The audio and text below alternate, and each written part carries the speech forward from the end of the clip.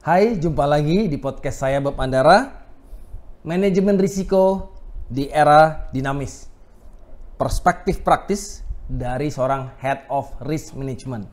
Manajemen risiko adalah fungsi yang strategis di organisasi atau perusahaan yang bisa menentukan keberlangsungan dari sebuah perusahaan.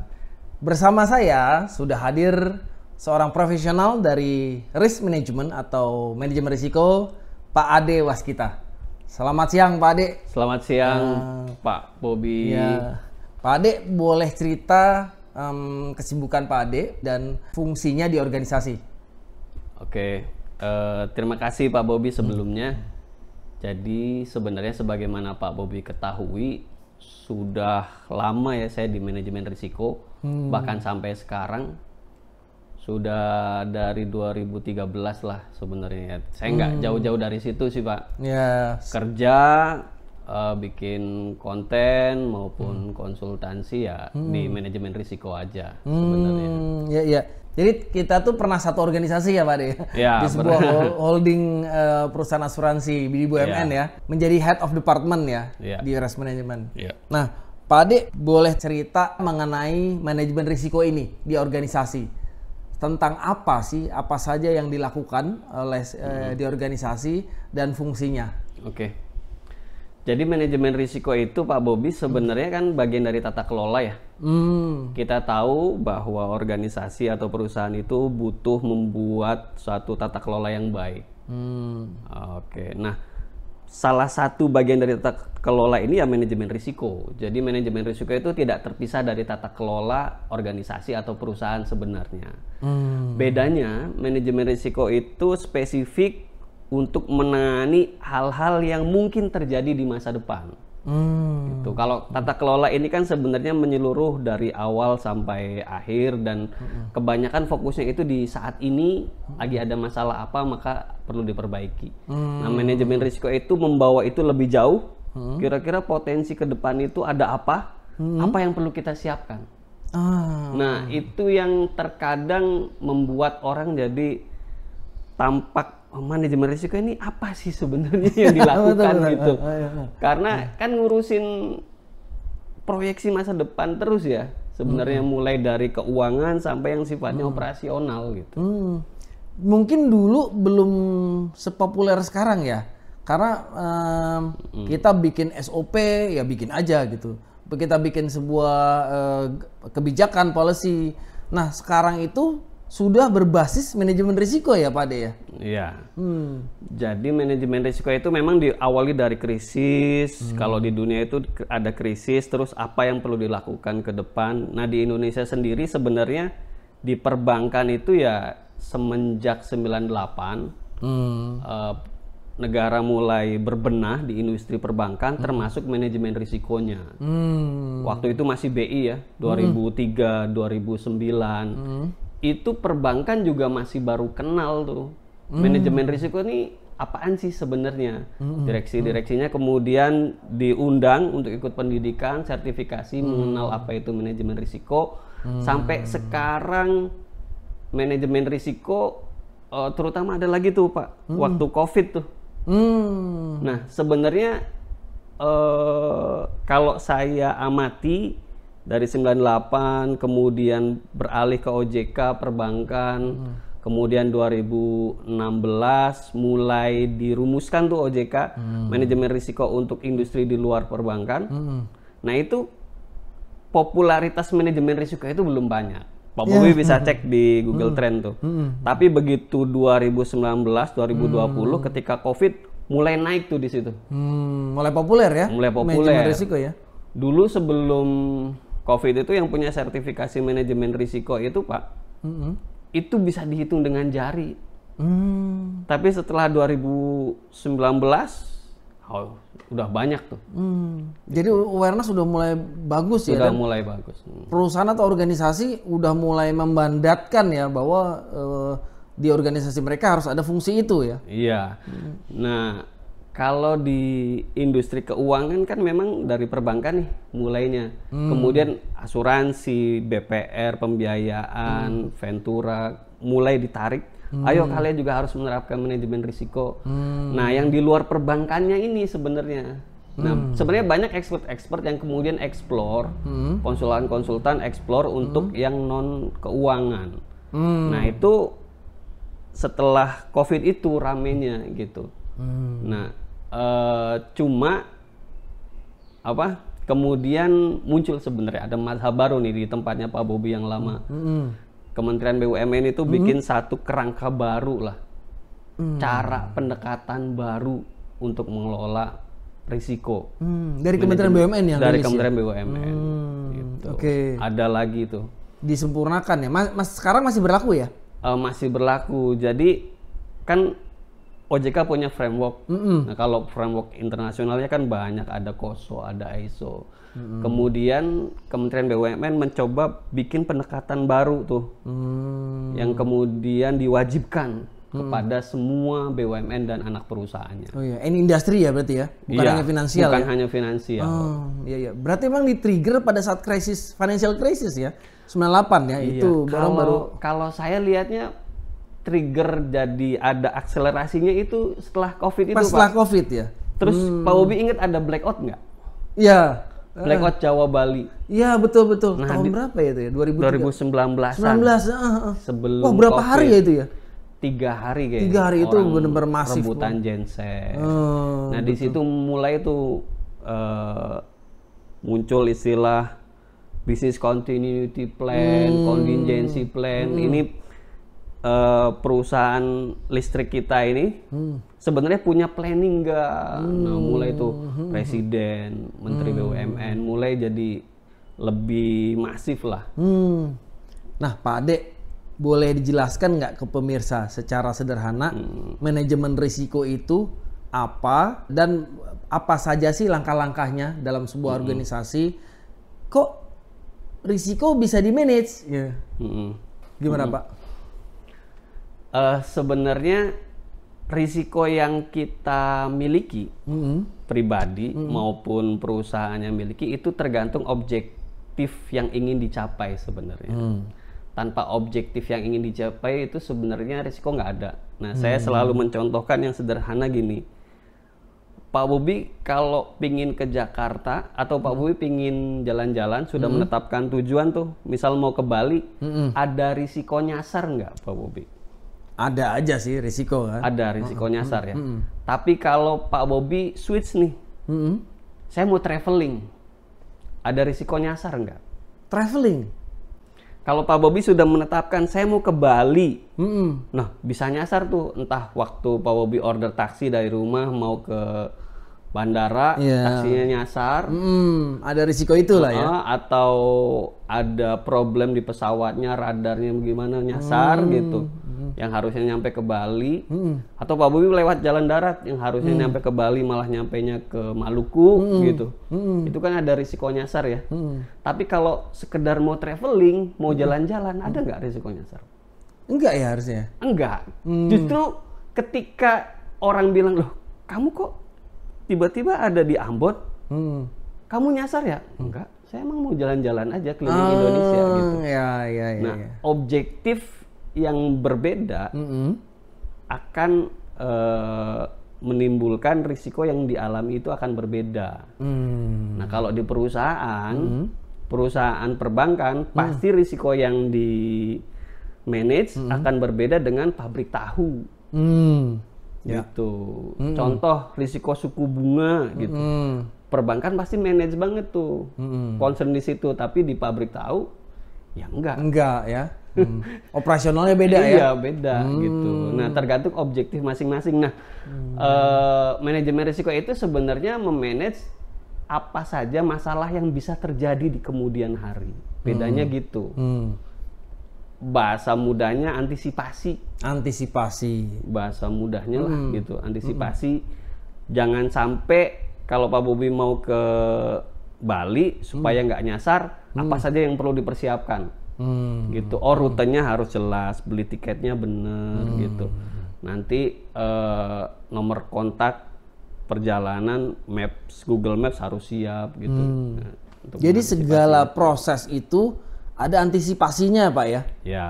Nah, berarti yang dikulik oleh risk management team ini apa? Di alur proses ya Pak ya? Nah, oke. Yang dikulik sama pertama objektif perusahaan itu apa? Objektif dulu ya. Oke. Kira-kira hal apa saja yang bisa menggagalkan tercapainya objektif perusahaan, goalnya perusahaan. Nah, peristiwa-peristiwa yang bisa menggagalkan tercapainya objektif perusahaan itu yang kita manage. Nah, yang disebut antisipasi tadi, nah istilah di manajemen risikonya memitigasi risiko. Memitigasi. Gitu. Memitigasi supaya peristiwa-peristiwa yang bisa menggagalkan tujuan perusahaan, objektif perusahaan tadi tidak terjadi. Atau kalaupun terjadi, kita sudah siap mau ngapain. Contoh waktu COVID. Ada perusahaan yang punya daftar risiko. Salah satu daftar risikonya misalkan flu pandemik atau pandemi penyakit. Nah, mereka tuh sudah punya juga protokolnya. Kalau sampai itu terjadi, apa yang perlu dilakukan? Tapi ada perusahaan yang nggak punya daftar risiko sama sekali. Maka kita bisa lihat ketika terjadi pandemi COVID, contoh perusahaan saya dulu, itu di akhir Maret, itu sudah nyiapin laptop buat semua karyawan, WFH. Sebelum ada instruksi atau pemberitaan dari presiden atau pengumuman bahwa kita mengalami pandemi. Itu kita udah nyiapin dulu. Jadi WFH 2 tahun gitu, work from home 2 tahun itu kita slow aja. Karena kita udah siap. Udah disiapkan. Tapi Pak Bobi bisa cek banyak perusahaan yang tiba-tiba kolaps.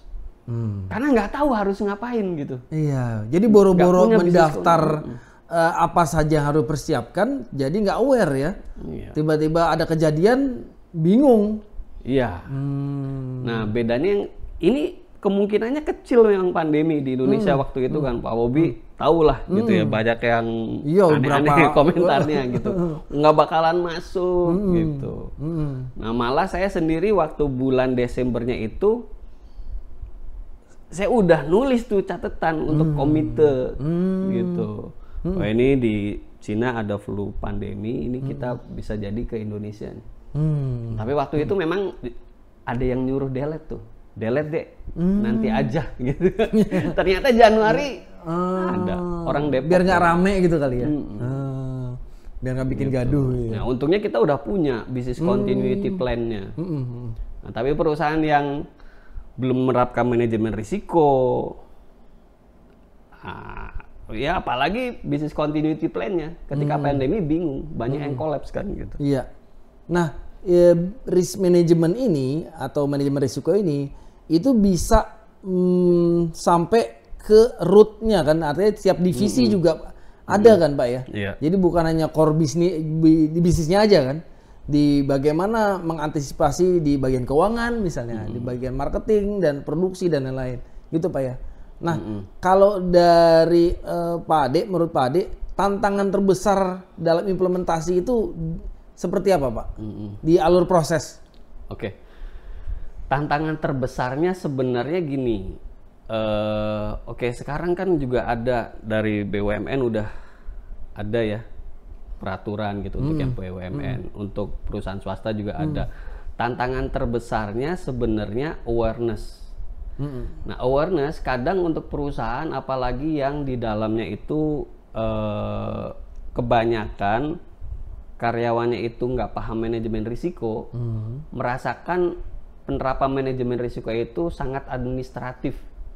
Kita ngapain sih harus merunut proses bisnis kita ini apa aja, kemudian risiko yang mungkinnya apa aja, termasuk yang belum pernah terjadi. Kita harus mikirin penyebabnya, dampaknya apa yang harus diantisipasi. Kayak ada kerjaan lain gitu ya, ini kerjaan baru gitu ya. Administratif banget. Nah, tantangan terbesarnya dalam penerapan manajemen risiko sebenarnya itu, gitu.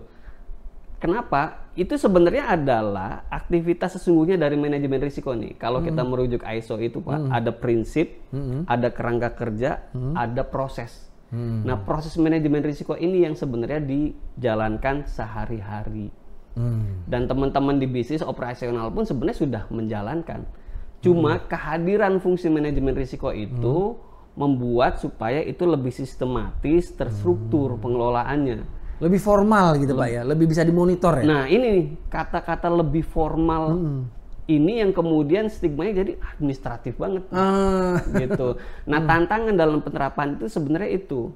Jadi ketika ada di fungsi manajemen risiko, bagaimana supaya pekerjaan yang lebih saintifik, terasa administratifnya itu tetap jalan, tapi pendampingan, memanage risiko secara langsungnya itu juga tetap jalan.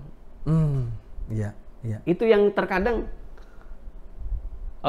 dalam rapat-rapat nih, di perusahaan manapun nih, kalau perusahaannya lagi baik-baik aja tuh orang nggak mau banyak bahas mengenai manajemen risiko. Iya, iya. Karena lagi going well ya. Iya. Pokoknya bisnis lagi bagus gitu. Tapi ketika ada masalah, misalkan tiba-tiba nilai tukar rupiah anjlok, dolar naik, terus kena imbasnya di neraca perusahaan. Wah ini kita manage risikonya gimana dulu? Oh, kita nggak punya hedgingnya nih, gitu nilai tukar gitu. Suku bunganya juga terpengaruh, ini obligasi kita pada turun. Manajemen risikonya gimana? Nah ributnya saat itu. Gitu. Termasuk di tempat Bapak dulu. Iya, ngalamin. Nah, tantangannya di situ Pak sebenarnya. Dan ternyata biasanya teman-teman di manajemen risiko ini udah punya listnya. Cuma kan waktu masih baik-baik aja. Ya orang agak ignore ya. Iya ignore. Padahal udah di warning apa segala macam. Ada yang sampai kirim memo segala macam. Tapi belum kerasa nih di laba rugi nih. Belum kerasa di neraca aset masih baik-baik aja nih, masih rata-rata nih, belum turun signifikan. Iya. Mungkin ada perspektif yang berbeda nih, Pak. Nih bisa jadi ini nambahin kerjaan gua aja nih gitu kan. Tiba-tiba kita harus risikonya apa aja harus di list kan. Terus dampaknya gimana kan? Terus kapan terjadinya? Ada perspektif ya, ini kan kerjaannya orang manajemen risiko. Nah itu gimana Pak Ade? Bukan kerjaan saya nih. Gitu. Nah pertama sebenarnya perlu dipahamkan bahwa salah satu prinsip manajemen risiko itu harus inklusif. Bahwa manajemen risiko itu dilaksanakan oleh semuanya. Bahkan proses sesungguhnya manajemen risiko yang melaksanakan ya teman-teman bisnis sebenarnya. Dia nggak mungkin ngejar bisnis terus tanpa memikirkan obstacle-nya apa gitu. Cuma point of view-nya first line istilahnya, teman-teman di bisnis, kemudian top management itu punya point of view saat ini sedang terjadi apa yang harus kita lakukan. Nah, sedangkan orang manajemen risiko itu saat ini sedang terjadi apa yang harus dilakukan itu sebenarnya memanage masalah nih, bukan memanage risiko. Nah, orang manajemen risiko tuh mikir lagi apa yang akan terjadi ke depan, apa yang perlu kita lakukan saat ini. Jadi ada dua sebenarnya. Pertama pendampingan, pendampingan untuk mengatasi yang sekarang sedang terjadi apa. Yang biasanya teman-teman bisnis lebih aware ke situ, gitu, lebih aware ke situ, top management lebih aware ke situ. Nah kemudian yang tadi bagaimana memanage apa yang akan terjadi di masa depannya, gitu. Nah, harus punya strategi itu tuh, fungsi manajemen risiko tuh. Nah, selama baik-baik aja kadang dicuekin. Jadi kalau lagi bagus, itu keren, bisnisnya strategi bisnisnya keren ya. Gitu. Tapi kalau lagi ada masalah, ini manajemen risikonya gimana? Malah tanya, ini manajemen risikonya gimana? Gitu. Iya. Nah Pak, kan selama ini perusahaan tuh punya mitigasi lah. Diberikanlah mandat bahwa karyawan saya minimal harus bersertifikasi atau certified risk management. Sejauh mana itu bisa berdampak Pak? Apakah itu cukup mensertifikatkan orang sebagai risk management profesional? Sebenarnya sebelum sertifikasi yang terpenting adalah kita bikin budaya risiko secara organik. Budaya risiko secara organik secara organik. Jadi tidak sekedar top down. Tidak sekedar yang di atas bilang kita harus menerapkan manajemen risiko. tapi bagaimana kita menumbuhkannya secara organik. Maka yang perlu dibentuk adalah risk champion. Nah, risk champion itu sebenarnya influencer, seseorang influencer unit budaya kerja. Manajemen risiko, seseorang di unit kerja yang ditunjuk untuk menjadi influencer penerapan manajemen risiko. Seperti change agent gitu Pak ya? Iya. Jadi dia yang ditunjuk, coba kalian yang menyebarkan atau menumbuhkan budaya itu, budaya risiko ya, sadar risiko ya. Itu. Nah, terkadang kita selalu berpikir yang jadi risk champion itu adalah headnya. Iya, bosnya kan. Kepala biasanya divisinya, kepala departemennya gitu. Nah, kalau saya sekarang malah kayaknya nggak harus deh. Karena beberapa kali di perusahaan mereka ini sibuk, nggak sempat. Gitu, kecuali bilang ini harus ini diselesaikan nih, bikin risk register nih gitu, bikin RCSA, isi nih KRI-nya gitu, cuma gitu aja. Tapi untuk menjadi influencer itu, dia lebih sibuk banyak kerjaannya gitu. Ya justru kalau buat awalan yang dipilih itu orang-orang yang malah banyak gaul, gitu, orang yang dikenal semua orang, memang dia apa istilahnya Pak, sanguinis, outgoing ya, sanguin ya, outgoing, terus ya populer lah ya, justru orang-orang itu sebenarnya apa ya, kalau menurut saya ya, gitu. Tapi kalau dari level jabatan Pak bebas, artinya staff juga boleh? Kalau saya di perusahaan sekarang bebas. Yang penting pertama dia itu dididik secara khusus. Sebelum ke sertifikasi nih, tim manajemen risikonya ngasih training secara khusus ke risk champion ini. Kemudian risk champion ini memang bisa dengan mudah menularkan budaya manajemen risiko ke teman-temannya di setiap unit kerja. Ya. Tapi kembali lagi gitu, ke administratif kan ya Pak, artinya si risk champion ini punya tanggung jawab. Coba proses bisnis ini administratif. Nah itu yang quote and quote kadang-kadang nggak kurang disukai oleh karena ini birokratif banget sih, ngisi-ngisi chart gitu-gitu kan, checklist gitu. Nah itu mungkin challenge-nya Pak ya. Nah challenge-nya itu, tapi terkadang one on one sih Pak. Yang penting itu. Jadi ketika risk champion melakukan pengisian itu nggak sekedar dikasih kertas kerja lu isi ini. Tapi ada one on one diskusi yang kemudian dia juga sadar, oh iya ya, ternyata pekerjaan kita di departemen tuh bisa terjadi seperti ini dan memang ini yang seringnya nih, yang likelihood-nya tinggi nih gitu. Gitu. Nah, terus timnya tadi memang harus di ini Pak. Di risk management itu harus dibagi dua gitu. Ada yang ngurusin project baru, aktivitas khusus, perlu ditempel, perlu didampingi oleh si risk management yang ini. Ada yang ngurusin administratif. Administratif ini bukan sekedar ini loh, tapi loh administratif yang bukan sekedar buat pelaporan, tapi administratif yang powerful yang nantinya memang berguna ketika ada masalah, baik secara regulasi maupun ada kejadian operasional, ada disaster, ini nih bisa dijalankan. Gitu. Oke.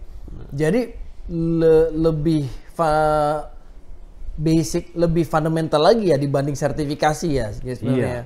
Jadi awareness, kehadiran dari change agent itu kan, apa influencer tadi dalam kesadaran risiko. Dan kalau when it comes to culture ini kan nggak sesimpel bahwa itu long process kan ya Pak? Iya. Culture itu kan, dan harus komitmen dari atas juga kan ya Pak? Iya. Karena culture itu bagaimanapun efektif kalau dari top down gitu. Nah itu kendalanya ada nggak Pak yang bisa di-sharing Pak? Bagaimana sebuah culture risk awareness ini ada kendala gitu? Dan bagaimana kira-kira ngatasinnya? Mengimplementasi risk culture ini ya dalam tidak terlalu lama. Pertama, orang manajemen risiko harus terasa kehadirannya di organisasi. Di organisasi. Oh ini terasa nih, dia fungsinya ada nih. Iya, yang tadi yang sedang menjadi fokus perhatian saat ini, di situ ada orang manajemen risikonya. Dia harus secara aktif melibatkan diri. Nah, saya tidak menuntut orang first line, orang bisnis proses, operasional, itu yang aktif ngajak. Tapi justru orang risk manajemennya yang harus lebih aktif untuk hadir, presence gitu. Jadi dia ada pada saat semua orang, terutama top manajemen, sedang memperhatikan sesuatu, ada orang risk manajemennya di situ. Dan harus terinfo dong ya, kalau ada kegiatan meeting-meeting penting, strategis, ya harus terinfo dan dia harus hadir di situ ya, agar dia bisa kasih pendapat. Nah, harus terinfo ini kan artinya yang lain harus ngasih info ke dia dong. Nah, kalau saya zaman sekarang yang serba cepat, orang risk manajemen nggak boleh nunggu kayak gitu. Justru dia harus gaul, harus bidik. Oh ini nih, biasanya sumber apa yang sedang ditangani manajemen itu melekatnya di orang ini nih, orang legal. Karena orang legal pasti dilibatkan. Selalu aktif. Tempelnya di situ. Nempel di situ. Lagi ada Pak pembahasan apa? Oh ini, begini-begini ya, gitu. Iya. Maka ikut, gitu. Jangan nunggu tiba-tiba di ujung dipanggil, gitu. Sebenarnya sih itu sih Pak, tuntutannya. Karena ketika sudah mulai hadir nih orang risk manajemennya pada setiap isu-isu yang terkini, yang aktual, yang sedang dihadapi, gitu ya. Yang sebenarnya itu tuh problem manajemen sebenarnya itu Pak, sebenarnya. Karena kalau masalah yang saat ini itu sebenarnya problem manajemen, bukan lagi manajemen risiko. Tapi kehadiran manajemen risiko itu akan membuat orang, dia ada gunanya buat kita. Saya di IT merasa terbantu dengan adanya orang manajemen risiko. View-nya, point of view-nya itu bisa membuat project ini jadi lebih efektif. Gitu. Nah, ketika sudah terbantu kayak gitu, nah harapannya itu tumbuh kesadaran kalau punya project baru, aktivitas baru. Coba tanya deh manajemen risiko, dia bisa bantu nih supaya ini lebih efektif. Nah kayak gitu sih Pak. Berarti nempelnya tuh mostly biasanya ke bagian legal ya, atau ke bagian lain Pak biasanya, atau bisa audit atau ke compliance misalnya? Kalau audit malah sebenarnya jarang. Biasanya top manajemen itu fokusnya ini ada masalah hukum nggak? Apalagi di BUMN, ada masalah gitu hukum nggak? Iya. Nah biasanya sih orang legal. Kemudian setelah orang legal itu ya orang produk. Orang produk dan orang bisnis. Karena lagi ngerjain apa sih? Gitu. Biasanya dari situ ya, ke sisir lah problemnya ya. Oke. Gini Pak Ade, jadi setiap industri ini kan punya alur proses bisnis masing-masing nih, ya berbeda-beda, finansial, manufaktur dan lain-lain. Dan ada biasanya sertifikasi yang khas ke industri mereka. Nah, menurut Pak Ade sampai di mana irisannya? Misalnya ada sertifikasi manajemen risiko perbankan. Atau sertifikasi yang mana? Nah, dalam dunia sertifikasi itu menurut Pak Ade seperti apa? Saya berkarir mulai dari perbankan. Pendidikan pertama di perbankan, kemudian jadi orang bisnis lah, kredit lending bisnis di situ. Manajemen risikonya ya langsung analisa debitur gitu ya. Kemudian saya pindah ke risk manajemen, baru tahu ternyata manajemen risiko itu bukan cuma kredit gitu. Di perbankan ada 8 risiko. Yang tadinya saya cuma ngurusin debitur nih supaya nggak macet. Satu ini aja gitu ya. Jadinya kalau ada kredit besar, saya mikirnya kalau ini jadi NPL pengaruhnya apa ke KAR, ke modal perbankan, ke laba rugi gimana, ke CKPN gimana gitu ngaruhnya. Jadi lebih besar lagi gitu. Nah awalnya saya kira di perbankan itu sampai sekarang ya, perbankan itu sudah mature ya karena sudah lama. Perbankan itu yang paling lengkap. Kemudian saya pindah ke industri lain, atau saya belajar ISO lah. Oh ternyata banyak yang nggak saya ketahui tentang manajemen risiko. Oh iya, karena manajemen risiko yang di perbankan itu memang sudah teller sudah didesain untuk perbankan aja. Perbankan aja. Nah, yang nggak ada di industri lain ya. Nah maka waktu itu ISO ini menjadi sangat penting kalau mau menerapkan manajemen risiko. Makanya ISO 31000 itu customize Pak. Sebenarnya bisa didesain untuk industri apa aja. Nah, terus dia juga fleksibel gitu. Gitu. Mau menerapkan seperti apa? Terutama kalau perusahaan baik keuangan maupun non keuangan yang sudah menerapkan ISO yang lain, ISO mutu, ISO di cyber security, ya akan nyambung sama ISO manajemen risiko. Gitu ya. Sebenarnya. Nah, dari 8 risiko yang diperbankan ada lagi risiko-risiko aspek-aspek lain yang dibahas di industri lain. Kalau Bapak pindah ke asuransi, ada lagi risiko asuransi. Kalau pindah ke bank syariah, ada lagi risiko yang lain lagi yang tidak ada di bank konvensional. Ada lagi ya risikonya. Karena objektif dan bisnis prosesnya kan beda tadi, seperti di awal kita bahas. Kalau Bapak hanya tujuannya mau ke Bali, ada risiko nyasar. Tapi kalau mau jalan-jalan keliling dunia, nggak ada risiko nyasar. Justru nyasar menjadi menarik. Iya, menjadi adventure tersendiri ya. Iya, gitu. Nah, yang di ISO 31000 itu bisa applied kemanapun industri. Bisa applied kemanapun Pak. Tapi Karena sifatnya itu generik Pak. Oh, generik ya. Generik dia. Jadi tetap nanti disesuaikan lagi. Gitu. Didetilkan lagi di industri masing-masing. Iya. Oh, berarti belum bisa juga ya, misalnya sertifikat di industri A bisa kepakai di industri B. Karena yang berbeda ya. Iya. Oke. Nah, Pak Ade, untuk implementasi risk awareness culture ini, apa saja yang Pak Ade lakukan? Oke. Tentu kalau perusahaannya masih baru, ya untuk membangun fondasi manajemen risikonya secara tata kelola. Ya kita bikin kebijakannya. Mulai dari kerangka kerjanya kita siapkan kebijakannya, kemudian SOP-nya. Setelah itu tadi Pak, kita bikin pendidikan risk awareness menyeluruh untuk seluruh karyawan. Bikin training, sosialisasi bikin gitu. Training. Nah, tapi jangan lupa bahwa di setiap training itu harus ada top management dulu yang membuka. Di situ tone of the top-nya tuh. Jadi bahwa ini penting gitu, ada penekanan gitu. Ini bukan sekedar administratif loh. Ini mungkin kalian baru kenal, tapi akan sangat bermanfaat. Nah, itu tuh menjadi penting tuh. Ya, fungsinya kehadiran top manajemen itu ya. Penting. Jangan sampai, ini manajemen aja nggak peduli sama training manajemen risiko. Oke. Gitu. Nah, kemudian tadi Pak, risk champion, influencer ini. Nah, kategorinya apa Pak? Untuk menjadi seorang risk champion tadi setelah Pak Ade udah bilang bahwa dia harus outgoing, harus ya gaul gitu ya. Nah, kalau dari kompetensi dia harus menguasai bisnis proses semua nggak atau gimana? Ya, baiknya sih dia memahami bisnis proses yang ada di departemennya, yang ada di unit kerjanya. Oh, yang di unit kerjanya. Iya, dia tahu tuh. Misalkan di bagian HRD.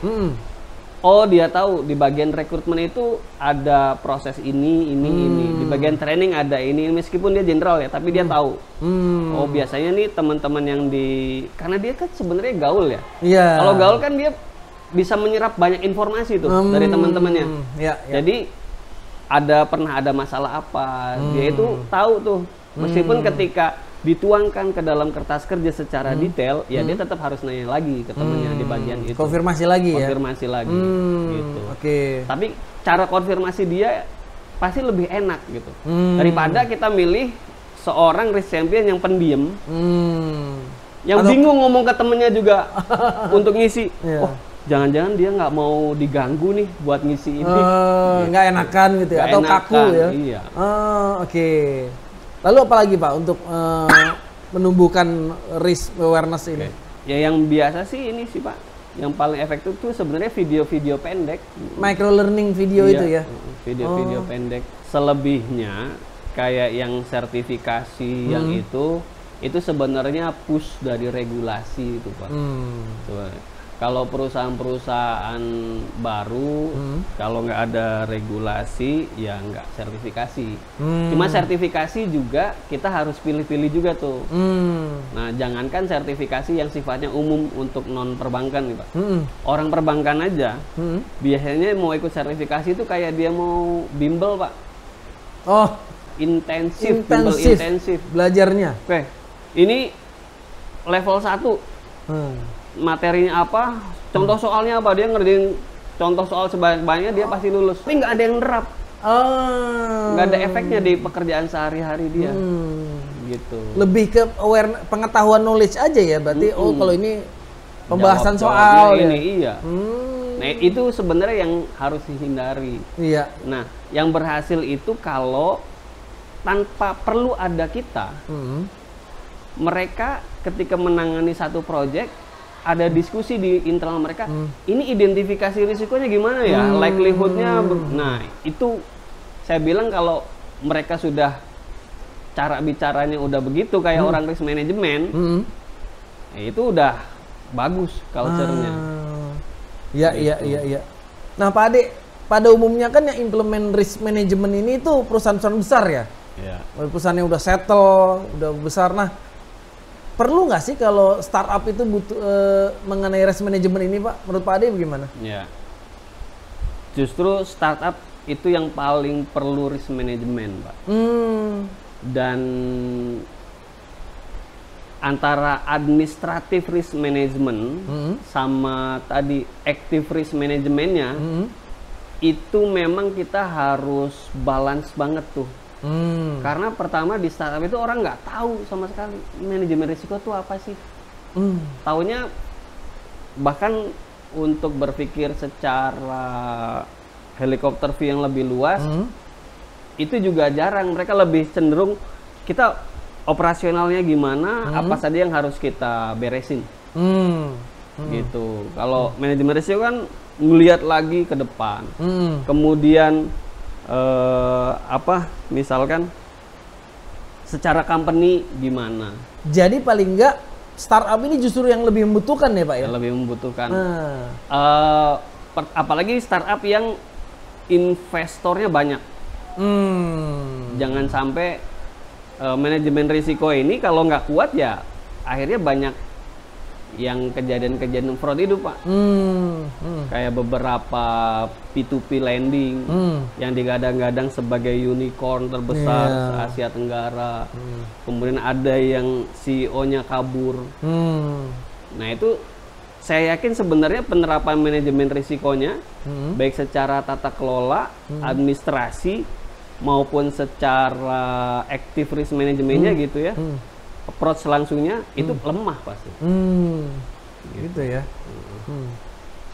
Nah, Pak Ade, ini menurut pendapat Pak Ade ya, orang yang berprofesi sebagai risk management atau manajemen risiko, ini pikirannya kan risiko mulu kan ya Pak ya.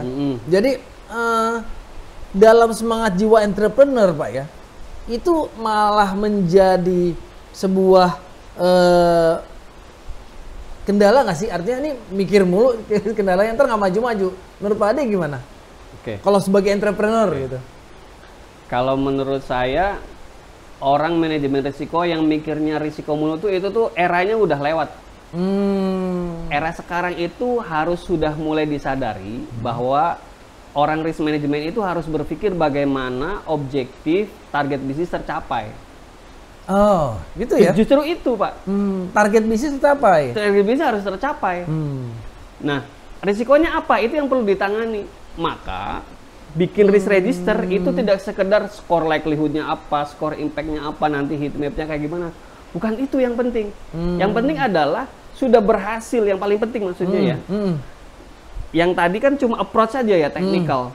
Yang terpenting adalah identifikasi risikonya apa, mitigasinya sudah disiapin belum supaya targetnya tercapai, ini target bisnis. Gitu. Jadi mindsetnya berubah ya. Iya. Nggak cuma mikir risiko mulu. Iya. Jadi kalau yang cuma mikir risiko mulu biasanya risk management jadi kayak rem doang, Pak.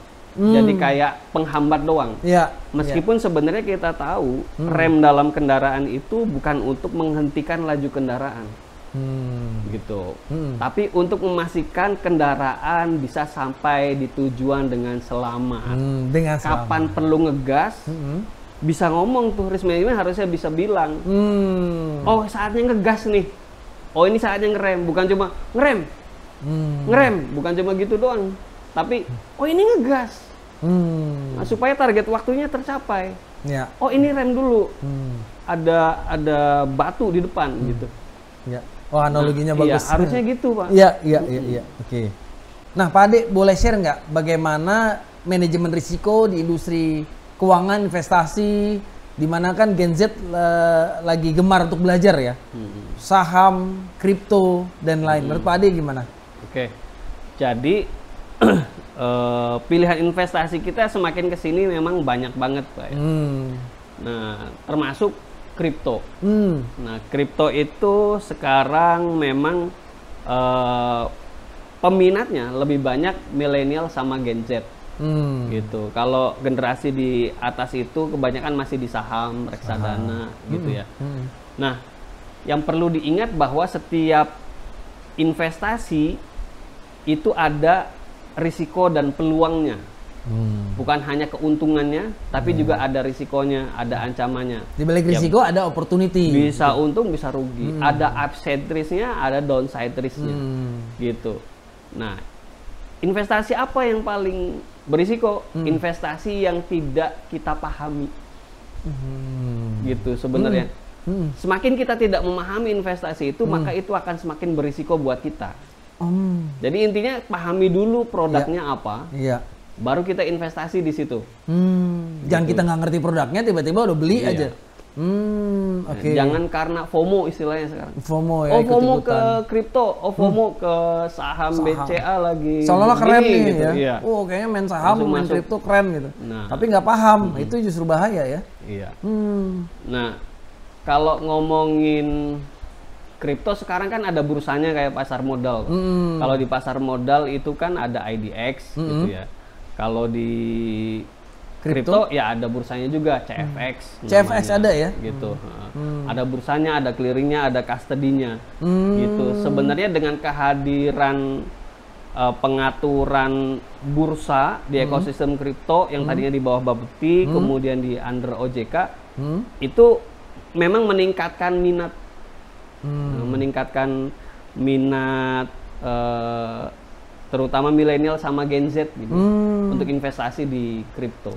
Boleh share nggak buat teman-teman ya, apa knowledge atau skill yang bisa diambil untuk menjadi seorang risk management profesional seperti Pak Ade? Bisa sharing nggak? Kalau mau belajar manajemen risiko, sebenarnya saya sarankan baca dari ISO 31000 dulu. Banyak video-video mengenai ISO 31000 gitu. Tapi kadang mungkin menemukan video-video itu terlalu teoritis. Ya cari yang agak-agak lebih praktis lah, contoh-contoh kehidupan sehari-harinya lebih enak gitu. Dan kalau mau di manajemen risiko, sebenarnya bagaimana kita menerapkan manajemen risiko itu bukan berpikir risikonya dulu memang. Berpikir dulu objektif apa yang mau kita capai. Ya, balik lagi ke objektif dulu ya. Objektifnya apa? Jadi perusahaan itu, terutama yang profit oriented, ya memang berpikirnya harus objektifnya, target bisnisnya dulu yang harus kita capai, strateginya gimana, gitu. Ya di manage nanti risiko-risikonya, gitu. Nah, selebihnya carilah sertifikasi yang efektif, biayanya murah, tapi powerful. Sertifikasi ya jalurnya ya. Nah sekarang itu sebenarnya sertifikasi manajemen risiko udah kayak kacang Pak Bob. Banyak ya? Banyak banget. Pak Bobi kalau lihat link ini tuh udah banyak banget orang yang punya sertifikasi manajemen risiko gitu. Tapi pastikan bahwa sertifikasi yang dipilih itu bisa membentuk mindset Anda di bidang manajemen risiko, kemudian bisa Anda terapkan. Karena itu yang penting ya, bisa diimplement nggak gitu ya? Iya.